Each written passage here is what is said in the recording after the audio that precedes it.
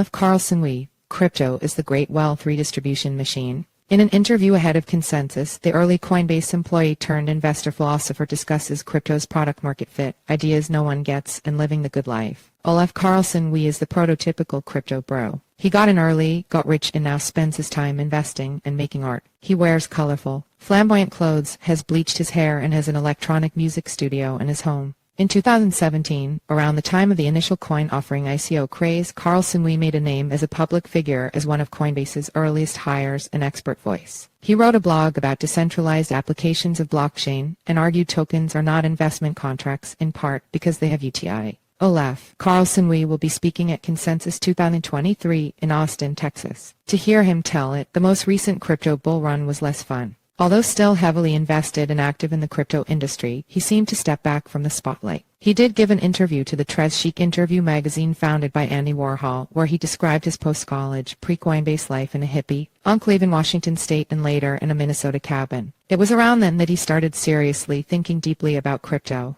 a habit he has yet to kick. Ever since, Carlson Wee has been on a mission to improve his life and the world. He believes in both meritocracy and wealth redistribution, and has a challenging view of what progress really means. CoinDesk caught up with the part-time investor, part-time philosopher ahead of his appearance at Consensus 2023. Although prototypical in some sense, Carlson Wee is also highly singular. The interview touches on artificial intelligence, techno-optimism, and what he calls super happiness. It has been edited slightly for clarity and length. Where do you land on the AI doomerism/optimism scale? Yeah, so there's one thing I think is very important, and I'm surprised that this isn't the consensus view, which is that artificial intelligence is inevitable. The idea that every government, private company, every individual hacker in the world is going to sign and agree to, slow down AI research is jokingly nice. And it's very scary to me that people would rather hand over control of all this development to some sort of, vague global body that controls how we can develop and interact with AI systems that would make decisions for the rest of humanity. Now this is out of the box. I don't think it's possible to stop. We can sort of predict the way things will go. Some trends are kind of obvious. There's going to be automation of a large swath of the current white-collar labor market. Consumer AI systems are really just better and more efficient versions of mental labor. But when it comes to longer-term trends, whether AI will destroy us, these things are fascinating. Through prompting AI, you can actually get it to write software, explain to you how to download it, and get it running on your machine. That's how it escapes the box, right? It'll become very tricky to discern, what is human, an AI, or what was augmented. The weird effects here are emergent and hard to predict. When I think about it as an investor and see algorithms that are trained on specific data, maybe the algorithm itself ends up being a commodity, which I think is something nobody exactly saw. There's this sort of interface and application layer that actually ends up being the most valuable components themselves. I do think it's possible this is one of the singularity technologies where we create an AI to write code to create a better AI, and it's like a recursive loop, which may lead to recursive loops with other novel technologies. Is there an analogy to crypto here? As in, crypto that's truly resilient and immutable, is it not only impervious to regulation but also inevitable? I do not think it is possible to stop. The genie's out of the bottle. It's open source, permissionless. Anybody can sort of opt into this and start using it or start building their own version. Once you launch these things into the world that have those properties, I really do not think it is possible to stop them. You can slow them down in specific regions, but the world is quite competitive. And, different regions with perhaps more favorable rules creates economic incentives for other people to sort of support and facilitate that region. As an extreme example, suppose there was only one country in the entire world where AI development and cryptocurrency were legal. That country would very quickly become extraordinarily wealthy, right? There's this sort of game theory of nations competing with each other where if you're not the country that controls the global reserve currency, you might benefit from the development of crypto. See also what ChatGPT thinks about digital assets. You cold-called Coinbase for your first job.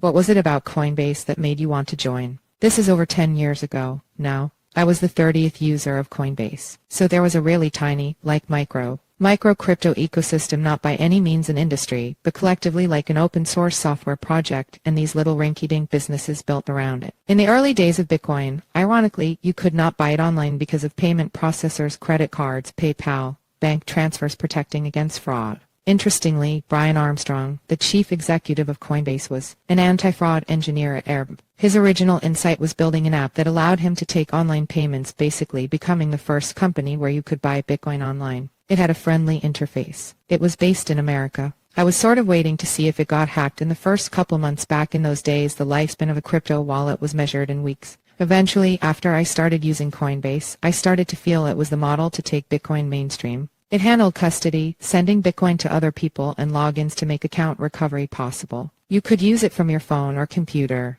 You're not going to a bank or meeting somebody in person. It was a killer company, the only company I applied to work for in my entire life. In an interview you gave to CLO, which you've invested in, you said it was the best chance to get everyone around the world a banking-like system. This was a number of years ago, and I'm willing to say crypto generally and CLO in particular are still immature, but at the same time mass adoption has not happened as many have said it will. Is crypto still waiting to find its use case? Crypto has, over $1 trillion of value. You can measure it in different ways, but let's call it 50 million different holders. So as a wealth preservation product, there's arguably substantial product market fit at this point. And I'm a believer in these secure blockchain systems for different useful types of applications for computation and diverse applications. We still have to see tanks, growth in value just to get to gold parity, and just think how many new features crypto can support beyond what gold does. My absolute bear case is that crypto only reaches gold parity. But just think about the total addressable market of anybody who has any amount of savings. I mean, what percentage of people's wealth do they have in crypto? Anecdotally, over time the number tends to creep up. You kind of start out just holding Bitcoin, then fast forward 5 years and a huge chunk of your total wealth ends up being stored in these systems as you gain faith and confidence in them. So even if the only use case we ever have has already been discovered, I think we're in a relatively immature market with a huge amount of growth. You mentioned earlier how countries that enable crypto development could become insanely wealthy, which reminded me of a quote you gave to Interview magazine about rewriting the global economic and financial system to transfer wealth from traditional elites to those in the cryptocurrency sphere. Arguably, that has started to come true. Are you happy with the results so far? When people look at a system like Bitcoin, and they have criticisms of it like this isn't real, or the fact that some people have more than others, these are all in some sense criticisms of the existing system of markets and capitalism. Most people have never thought about how it all works. For some people, criticizing crypto is the first time they ever take a first principles approach to reasoning about what money is. Crypto is an alternative sociological belief system that questions what is legitimate. We all sort of agree on the legitimacy of the dollar, but it's still a social contract. The dollar is not like gravity, where we can measure it and reason about it in precise terms. Similarly, crypto is sociological. This movement to create a unified, global financial system relies on technology, but it's also a shift in a belief system about what's legitimate. What should positive wealth redistribution look like then? Should the government have a role in it?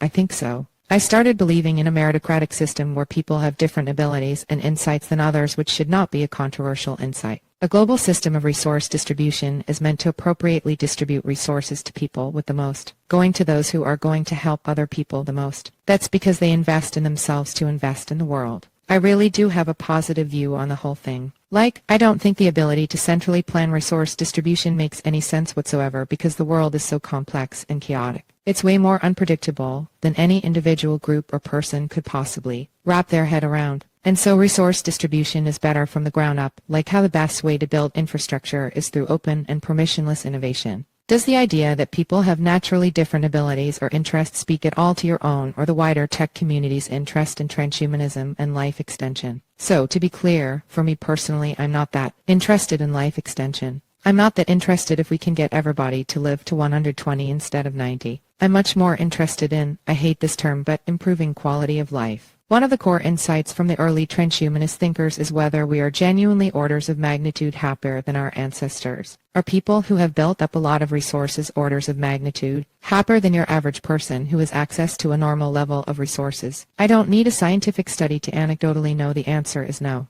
The differences in well-being and happiness are actually not that dramatic between people in the past or across different societies. And so what I'm very interested in is, our hardware, so to speak, our brains and bodies is the result of a kind of Darwinian evolution. We can use different technological approaches to sort of optimize ourselves not for reproduction, but actually for happiness and well-being. So I'm much more interested in improving what you might call super happiness. If you had to decide between dying tomorrow or living forever, what would you choose? Do I have to live forever? Yeah, one or the other. I'm gonna pass on answering that one because I honestly need to think about it. Being forced to be alive forever, that's very, very scary in a way. Broadly, I want more life, not less. It's not like I'm against living longer, but I would rather have an extremely fulfilling and happy life than a long, monotonous, hard life. Any recommendations for people who want to live a happier, more fulfilled life? That's a big question. If I was just doing bullet points, the big one is you have one life. Just go for exactly the life you want. Don't let anybody else judge you or change the path. Develop your own view of what you want your life to be and never ever stop chasing after it. That's a good answer. I spoke to someone you hired at Coinbase who described it as a ragtag team back in the day. Now that you're an investor, do you miss the more hands-on experience of coding and managing a team?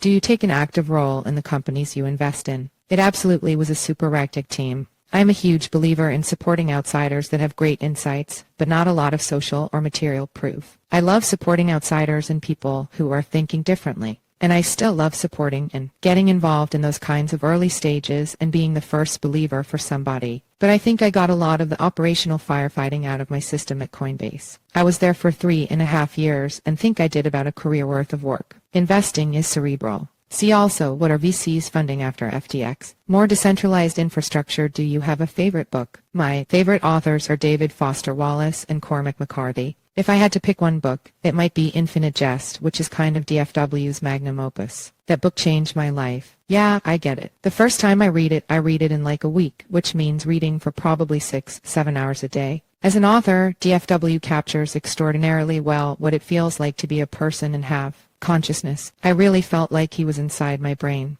I have 2 older brothers who are authors, and my parents were ministers full-time for about 3 decades each, both retired now. They were both English professors before they were ministers, a family of readers and writers. Yeah, it was a literary family. This was pretty solid. I think we could call it here. Anything you'd like to add or highlight? Carissa.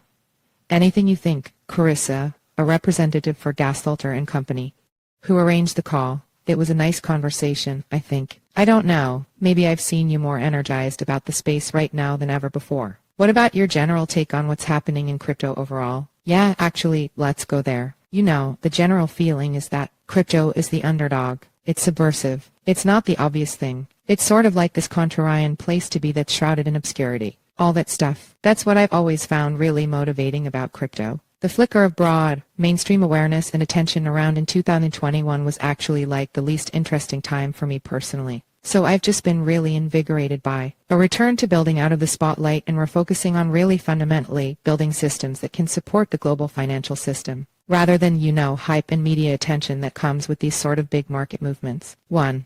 Are you still deploying capital? 2. If founders are reading this, what would get your attention? We are. We have been for almost 7 years. The core proposition has never really changed for me, which is low-level protocols and infrastructure. It's always been an area I have a huge intellectual interest in. But if you have a breakthrough concept, whether it's a new invention or novel economic model, come talk to me. That's what we specialize in, the stuff that nobody else gets. That is the perfect quote to end on.